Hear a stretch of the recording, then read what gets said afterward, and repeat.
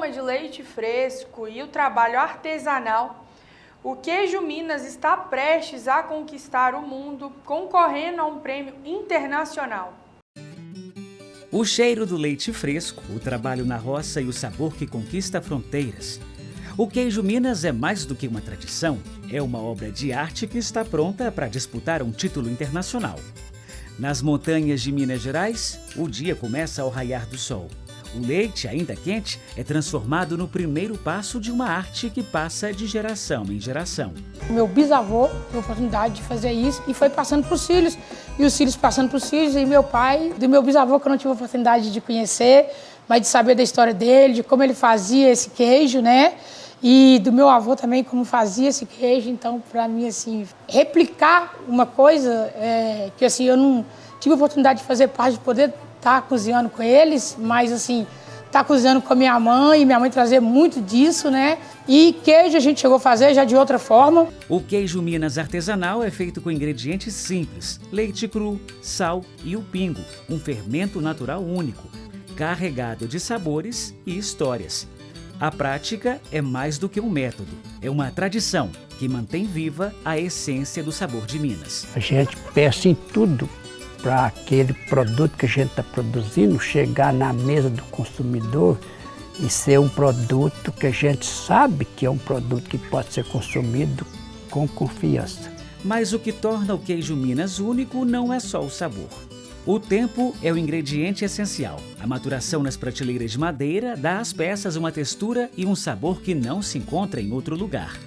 Essa paciência é o que diferencia o artesanal do industrializado, como explica o seu José, que faz parte da 4ª geração da família a produzir a iguaria. Primeiro eu vou acender um fogãozinho a lenha, fazer café, né? Tomar um café, depois já sai, trato o curral, né? Já começa a montar as coisas e a ordenha já começa imediato. E ali terminou a ordenha já o leite na canjaria, com coalho, pingo. O nosso gadinho é solto a pasto, é com bezerra ao pé da vaca, né? A gente não separa, o animal não fala. Mas o animal é muito entendido, viu? Que tem mais de 200 anos de produção de queijo, acredita? Esse produto, que movimenta mais de 50 milhões de reais ao ano, não é apenas uma tradição culinária. Ele também é uma fonte de renda fundamental para as pequenas famílias rurais e uma força econômica que ultrapassa as fronteiras mineiras. Algumas regiões dependem diretamente dessa produção, gerando empregos e oportunidades no campo e na cidade. O queijo hoje dá uma condição muito melhor para a minha família, né? E também para várias outras pessoas que trabalham com a gente, mão de obra, favoreceu para muita gente. Olha, o queijo em Minas Gerais ele é tão importante socialmente e economicamente que você tem municípios que vivem em função do queijo artesanal. Além de você ter a expressão cultural, você tem a expressão econômica e social muito marcante do queijo artesanal. Nas montanhas não é só o sabor que faz a diferença. A economia de toda uma região depende da valorização do artesanal. E é essa importância que torna o título internacional tão desejado. Não apenas um troféu, mas uma oportunidade de expandir mercados e fortalecer uma cultura que resiste ao tempo. Quem procura o queijo Minas artesanal, ele não está procurando só um produto gostoso para ser consumido, e sim uma história a ser contada nos seus momentos de lazer. No Paraguai, esse legado ganhará um palco internacional.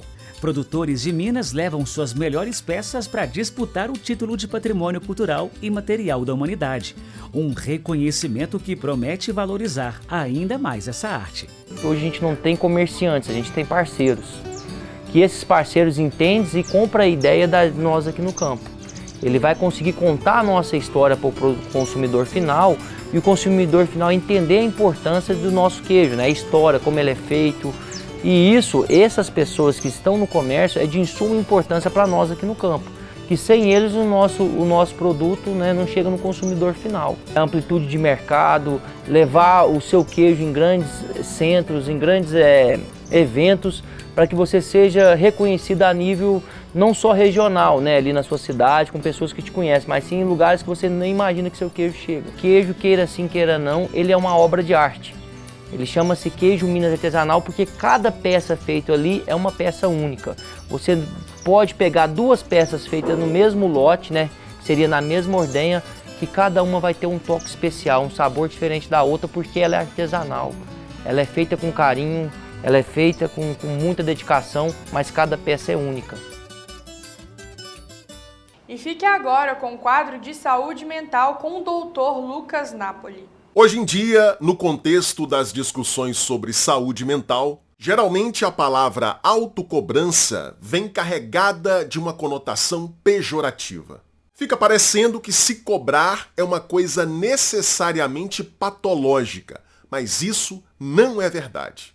Nós precisamos exercer em relação a nós mesmos um papel semelhante àquele que os nossos pais desempenhavam conosco quando éramos crianças. A vida em comunidade e a conquista dos objetivos que nós desejamos exigem isso.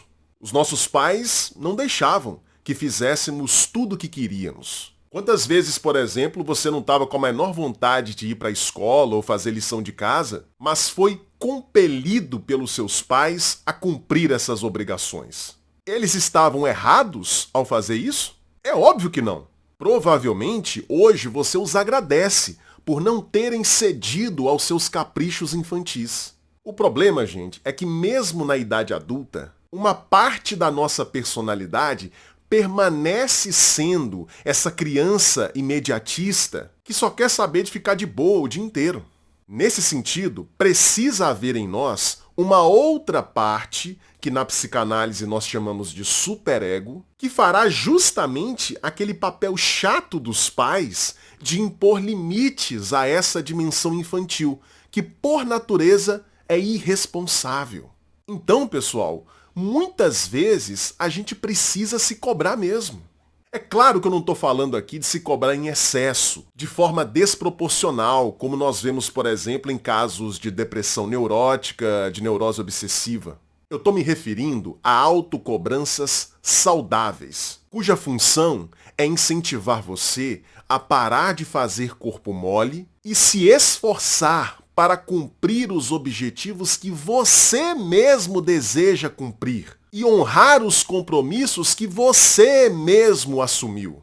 Nem sempre é fácil distinguir as autocobranças saudáveis daquelas que são exageradas e patológicas.